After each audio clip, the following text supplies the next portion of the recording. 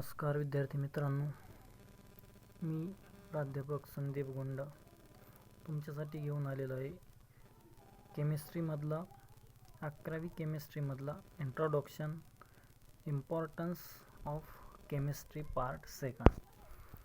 तर 11वीचा जो सिलेबस आहे तर हा सिलेबस तुम्हाला पुस्तकामध्येही पाहायला मिळेल। तर त्याच्यामधला आपण some basic concept of chemistry हा चॅप्टर पाहत आहोत।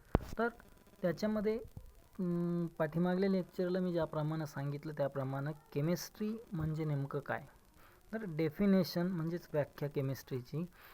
तर chemistry is define as the study of composition, structure and properties of the matter and the reaction by which one form of matter may be converted into another form.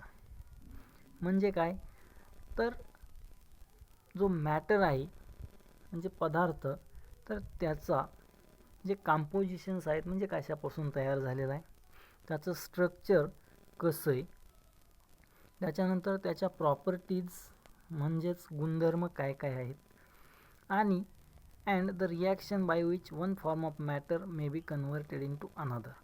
म्हणजे मॅटरचा एखादा part दुसऱ्या पार्टमध्ये convert होत असताना त्याच्यामध्ये ज्या reaction होतात त्या रिॲक्शनचा स्टडी आपल्याला केमिस्ट्रीमध्ये अभ्यासायचा आहे।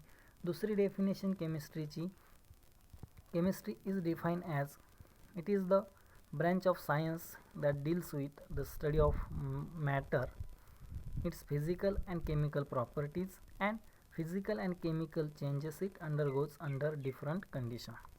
तुम्ही या व्याख्या लिहून घेऊ शकताय। तर याच्यामध्ये जी केमिस्ट्री आहे तर याच्यामध्ये मॅटरचा अभ्यास केला जातो, त्याच्या फिजिकल म्हणजेच भौतिक आणि केमिकल म्हणजेच रासायनिक जे गुणधर्म आहेत म्हणजे प्रॉपर्टीज, त्याचबरोबर the physical and chemical changes जे भौतिक आणि रासायनिक बदल जे होतात तर त्या वेगवेगळ्या कंडिशनला याचा अभ्यास केमिस्ट्रीमध्ये केला जातो। तर ह्या दोन डेफिनेशन आपण केमिस्ट्रीच्या पाहिल्या। त्याच्यानंतर केमिस्ट्रीच्या काही ब्रँचेस ऑलरेडी पाहिलेले आहेत आपण, पण या एक 5 मेन ब्रँचेस केमिस्ट्रीच्या मी इथं दिलेल्या आहेत। त्याच्यामध्ये physical chemistry, inorganic chemistry, organic chemistry, biochemistry and analytical chemistry, अशा 5 मेन ब्रँचेस ज्या केमिस्ट्रीच्या आहेत तर त्या इथं दिलेल्या आहेत। त्याच्यानंतर फिजिकल केमिस्ट्री म्हणजे काय, या फिजिकल केमिस्ट्रीमध्ये कशाचा अभ्यास केला जातो, this is the branch of chemistry that deals with the structure of matter, the energy changes and the theories, laws and principles that explain the transformation of matter. म्हणजे या केमिस्ट्रीच्या ब्रँचमध्ये मॅटरचं स्ट्रक्चर कसं आहे, त्याच्यानंतर त्याच्यामध्ये होणारे एनर्जी चेंजेस म्हणजे जी ऊर्जा आहे त्याच्यामधले बदल, वेगवेगळ्या थेअरी, वेगवेगळे लॉ आणि जे काही बेसिक प्रिन्सिपल्स आहेत की जे मॅटरचं ट्रान्सफॉर्मेशन एक्सप्लेन करत असतात, की मॅटर एका फॉर्ममधून दुसऱ्या फॉर्ममध्ये जातो त्यावेळेसचे जे त्याचे प्रिन्सिपल जे आहेत तर ते या फिजिकल केमिस्ट्रीमध्ये त्याचा अभ्यास केला जातो।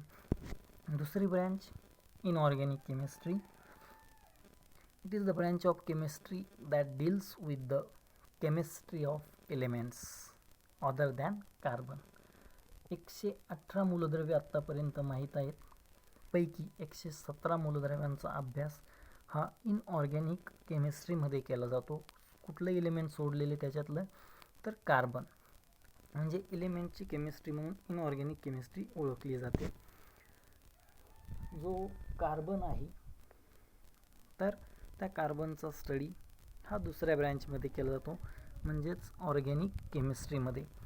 Organic chemistry, this is the branch of chemistry that deals with the reaction of carbon and its compound. Carbon आणि त्याचे जे कंपाऊंड्स आहेत तर त्यांचा स्टडी ऑर्गॅनिक केमिस्ट्रीमध्ये केला जातो। पुढची ब्रँच ॲनालायटिकल केमिस्ट्री, चौथी branch, this is a branch of chemistry dealings with separation, identification and quantitative determination of composition of different substances. Analysis केलं जातं याच्यामध्ये, एखादा कंपाऊंड सेपरेट कसा करायचा, तो ओळखायचा कसा म्हणजे आयडेंटिफिकेशन, त्याच्यानंतर त्याचं क्वांटिटेटिव्ह डिटर्मिनेशन, त्याचे कुठले कुठले कंपोजिशन्स आहेत त्याच्यामध्ये, त्याचा अभ्यास हा जनरली ॲनालिटिकल केमिस्ट्रीमध्ये केला जातो. म्हणजे एखादा कंपाऊंड, अननोन कंपाऊंड आपल्याला माहीत नाही, तर त्याच्यामध्ये काय काय त्याचे कंपोजिशन्स आहेत, तो सेपरेट कसा करायचा, काढून घ्यायचा, त्याच्यानंतर त्याच्यामध्ये कुठले कुठले एलिमेंट्स आहेत, काय काय आहे, हे सगळं हे ॲनालिटिकल केमिस्ट्रीमध्ये याचा स्टडी केला जातो. शेवटची ब्रँच बायोकेमिस्ट्री. याच्यामध्ये this is the chemistry of substance containing living organism.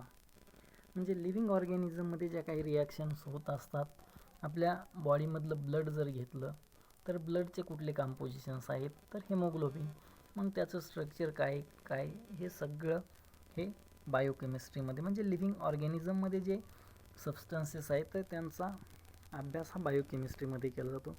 त्याचबरोबर ह्या 5 ब्रँच व्यतिरिक्त pharmaceutical, environmental, nuclear are also the branches of chemistry. म्हणजे ह्या आणखी काही ब्रँचेस आहेत. याच्यामध्ये फार्मास्युटिकल म्हणजे औषध निर्माणशास्त्र, म्हणजे जी टॅबलेट्स असतील किंवा ड्रग्ज असतील किंवा औषधं असतील, हे सगळे बनवण्याचं काम हे फार्मास्युटिकल इंडस्ट्रीमध्ये केलं जातं. एन्व्हायरमेंटल आणि न्यूक्लिअर अशा वेगवेगळ्या ब्रँचेस केमिस्ट्रीच्या आणखी आहेत. ठीक आहे. आता केमिस्ट्रीचा अभ्यास कशासाठी करायचा, त्याचं पुढं इम्पॉर्टन्स म्हणजे फायदे काय आहेत आणि पुढं कुठं स्कोप आहे त्याला. Importance and scope of chemistry. तर केमिस्ट्रीचे एकदम शॉर्टमध्ये मी इथं इम्पॉर्टन्स आणि स्कोप सांगितलेले आहेत. त्याच्यामध्ये इंजिनिअरिंग असेल, ड्रग्ज असेल, फूड असेल, एनर्जी असेल आणि मटेरियल असेल. आता इंजिनिअरिंगमध्ये थोडक्यात सांगायचं झालं तर जे इंजिनिअरिंग मटेरियल वापरलं जातं त्याच्यामध्ये स्टील असेल, सिमेंट असेल, तर जनरली स्टील आयर्न आहे, त्याच्यामध्ये त्याचं सेपरेशन, प्युरिफिकेशन ह्या मेथड ह्या ॲनालिटिकल केमिस्ट्रीमध्ये येतात. सिमेंट कसं तयार केलं जातं, त्याच्या ज्या प्रोसेस आहेत, तर ह्या सगळ्या केमिस्ट्रीमध्ये येतात. ड्रग्ज. आता ड्रग्ज हा वर्ड आपण केमिस्ट्रीमध्ये वेगळ्या दृष्टीनं पाहतो. ड्रग्ज म्हणजेच थोडक्यात आपण जी औषधं आणि गोळ्या घेतो तर जनरली त्यांनाच ड्रग्ज म्हटलं जातं. तर त्याचं प्रिपरेशन म्हणजे तयार केलं जातं केमिस्ट्री वापरून, त्याचं आयडेंटिफिकेशन, सेपरेशन या सगळ्या प्रोसेस ह्या केमिस्ट्रीमध्ये येतात. त्याचं स्ट्रक्चर काय आहे हे सगळं. फूडमध्ये जनरली आपण जे फर्टिलायझर्स वापरतो की ज्यानं आपलं उत्पादन वाढतं, यील्ड वाढतं, तर ते फर्टिलायझर जनरली इनऑर्गॅनिक केमिस्ट्रीमधले मटेरियल्स आहेत. त्याच्यानंतर एनर्जीमध्ये बऱ्याचशा ज्या बॅटरीज आहेत, ड्राय सेल्स असतील, त्याच्यामध्ये काही इलेक्ट्रिक रिॲक्शन्स होत असतात, त्या एनर्जीसाठी त्याचा वापर होतो म्हणजे केमिस्ट्रीचा. आणि वेगवेगळे मटेरियल्समध्ये सुद्धा केमिस्ट्रीचा भरपूर प्रमाणात इम्पॉर्टन्स आणि स्कोप आहे. तर आपल्याला महत्त्वाचं म्हणजे मॅटर हा वर्ड मगाच्यापासून बऱ्याचशा वेळा येतो आहे. मॅटर म्हणजे पदार्थ. जनरली मॅटर 2 याच्यामध्ये डिव्हाइड केलेलं आहे, एक प्युअर सबस्टन्स आणि दुसरं मिक्सचर. प्युअर सबस्टन्स परत 2 याच्यामध्ये विभागलेला आहे. It is also classified into 2 elements and compound. Elements further classified into metal, non metal and metalloids. तर दुसरा जो मॅटर आहे मिक्सचर, त्याच्यामध्ये होमोजिनियस आणि हेट्रोजिनियस मिक्सचर. होमो म्हणजे सारखं, सेम, आणि हेट्रो म्हणजे 2 लेअरचं.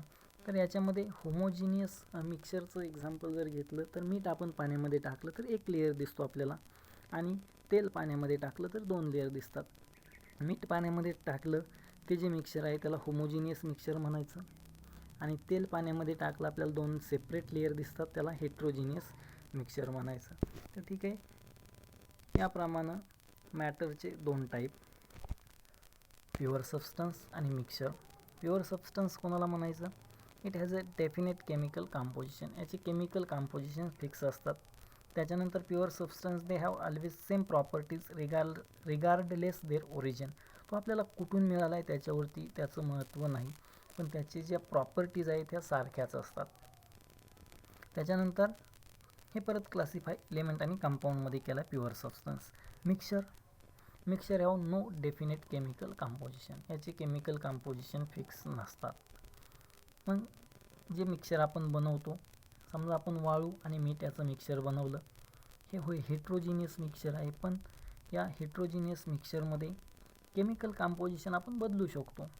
पण मिक्सचर बदलणार नाही. मीठ आणि वाळू जर घेतली तर वाळू कमी असू शकते, मीठ जास्त असू शकते, किंवा मीठ जास्त वाळू कमी, त्याच्यामुळे याचे केमिकल कंपोजिशन्स फिक्स नसतात. त्याच्यानंतर दे नॉट डेफिनेट प्रॉपर्टी, त्यांच्या प्रॉपर्टीसुद्धा फिक्स नसतात. Mixture are also two types, homogeneous, heterogeneous. मागाशी सांगितल्याप्रमाणे दोन मिक्सचरचे टाईप. प्युअर सबस्टन्स परत दोन याच्यामध्ये क्लासिफाय केला, एलिमेंट आणि कंपाऊंड. एलिमेंट आणि कंपाऊंड म्हणजे काय? Element are the pure component which can not be broken down into simpler substances further. म्हणजे एलिमेंट हा असा कंपोनंट आहे की ज्याचे परत आपण वेगवेगळ्या याच्यामध्ये ब्रोक म्हणजे तुकडे करू शकत नाहीत. आणि compound are the pure component which can be further broken down into simple elements or substances with simple chemical reaction. काही सिम्पल रिॲक्शन करून आपण त्याचं ब्रोकन म्हणजे त्याचे तुकडे करू शकतो वेगवेगळ्या एलिमेंटमध्ये किंवा सिम्पल काही कंपाऊंड्समध्ये. एलिमेंट तीन ह्याच्यात क्लासिफाय केलेले आहेत, मेटल, नॉन मेटल आणि मेटॅलॉइड. मेटल, नॉन मेटल आणि मेटॅलॉइड यांचे काही गुणधर्म. मेटल हॅव लस्टर म्हणजे जनरली शायनी अपेरन्स. एक्झाम्पल जर घेतलं तर गोल्ड. त्याच्यानंतर it conduct heat and electricity. हे जनरली गुणधर्म तुम्हाला ऑलरेडी माहीतच आहे, जे 10वीपर्यंत म्हणजे झालेले आहेत. त्याच्यानंतर it can be drawn into wires, म्हणजेच ते डक्टाईल्स आहेत, म्हणजे त्याचे वायर बनवता येतात. It can be hammered into thin sheet, म्हणजे त्याचे पत्रे तयार करता येतात, म्हणून त्यांना मॅलेबल म्हटलेले. Example gold, silver, copper, iron. तर याच्यामध्ये मर्क्युरी हा जो मेटल आहे तर जनरली रूम टेम्परेचरला तो लिक्विड फॉर्ममध्ये आहे, बाकीचे सगळे सॉलिडमध्ये असतात. नॉन मेटलच्या properties, they have no lustre. Example exception केसेसमध्ये डायमंड आणि आयोडीन हे थोडक्यात लस्टरस आहेत, म्हणजे त्यांना शायनी अपेअरन्स आहे. त्याच्यानंतर non metal are poor conductor of heat and electricity. फक्त एक्सेप्शन केस ग्राफाईट हा इलेक्ट्रिसिटी कंडक्ट करतो, बाकीचे जनरली इलेक्ट्रिसिटी आणि हीट कंडक्ट करत नाहीत. त्याच्यानंतर non metal can not be hammered into sticks or drawn into wires because they are brittle, म्हणजे ते ब्रिटल असल्यामुळं जनरली त्याच्या वायर्स तयार करता येत नाहीत किंवा हॅमर म्हणजे पत्रे बनवता येत नाहीत. Metalloids, some elements have properties intermediate between metal and non metals are also generally called as metalloids. म्हणजे दोन्हींचे गुणधर्म दाखवणारे त्यांना मेटॅलॉइड्स म्हटलं जातं, नॉन मेटल आणि मेटलच्या मधले. त्याच्यामध्ये एक्झाम्पल आहेत आर्सेनिक, सिलिकॉन आणि जर्मेनियम. ठीक आहे. तर स्टेट ऑफ मॅटर, मॅटरच्या कुठल्या 3 स्टेट आहेत जनरली तुम्हाला माहीत आहेत त्या, सॉलिड स्टेट, लिक्विड स्टेट आणि गॅसियस स्टेट. सॉलिड कोणाला म्हणायचं, लिक्विड कोणाला म्हणायचं आणि गॅसेस कोणाला म्हणायचं, याचे काही एक्झाम्पल आपण त्या लेक्चरमध्ये पाहिलेलेच आहेत. समजा आपण जर दगड घेतला, वीट घेतलं तर याला आपण काय म्हणणार, सॉलिड. पाणी घेतलं, लिक्विड.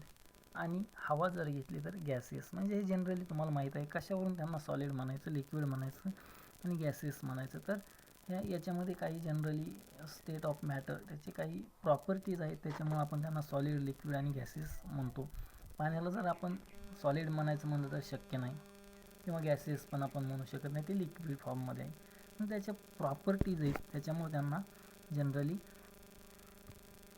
तर या मॅटरच्या ज्या प्रॉपर्टीज आहेत, properties of matter and their measurement, डिटेलमध्ये आपल्याला हे मॅटरच्या स्टेट आपल्याला परत पुढं पाहायचे आहेत. तर properties of matter and their measurement म्हणजे ज्या मॅटर आहे तर त्याच्या कुठल्या प्रॉपर्टीज आणि ते कशा मोजायच्या. तर generally physical and chemical properties आहेत त्यांच्या मॅटरच्या. त्याच्यानंतर it is measured in some units, युनिटमध्ये त्या मोजल्या जातात. युनिट म्हणजे काय, तर generally arbitrarily decided and inversely accepted standards are called as unit. म्हणजे जनरली हे ठरवलेलं आहे, म्हणजे डिसाईड केलेलं आहे आणि युनिव्हर्सने पूर्ण जगानं ते ॲक्सेप्ट केलेलं आहे, असे जे स्टँडर्ड्स आहेत तर त्यांना जनरली युनिट्स म्हटलं जातं. 7 जे फंडामेंटल SI युनिट आहेत तर त्याच्यामध्ये length, mass, time, electric current, thermodynamic, temperature, amount of substance आणि ल्युमिनस इंटेन्सिटी. त्याचे सिम्बॉल आणि त्याचे युनिट आपल्याला माहीत आहेत. लेंथ आपण मीटरमध्ये मोजतो, मास किलोग्रॅममध्ये मोजतो, टाईम सेकंदामध्ये मोजतो, SI युनिटमध्ये. त्याच्यानंतर इलेक्ट्रिक करंट ॲम्पियरमध्ये मोजला जातो, टेम्परेचर केल्व्हिनमध्ये मोजलं जातं, अमाऊंट ऑफ सबस्टन्स हा मोलमध्ये मोजला जातो आणि ल्युमिनस इंटेन्सिटी कॅन्डलामध्ये मोजली जाते. तर याप्रमाणे हे फंडामेंटल युनिट्स आहेत. ज्या फिजिकल प्रॉपर्टीज आहेत मॅटरच्या, त्याच्यामध्ये फिजिकल प्रॉपर्टीज कुठल्या कुठल्या येतात? Mass and weight, SI unit काय त्यांचं? Kilogram. Length, metre is the SI unit. Volume, metre cube, it is the SI unit. Density is the mass per unit volume, म्हणजे त्याचं unit kg per metre cube. त्याच्यानंतर temperature, temperature म्हणजे degree of hotness और degree of coldness. थंडपणा किंवा गरमपणा हा तापमानाच्या स्वरूपात आपण मोजतो. त्याचे unit degree Celsius, degree Fahrenheit आणि डिग्री केल्व्हिन. तर त्यांच्यामधले relation, the temperature on two scales are related to each other by the following relation.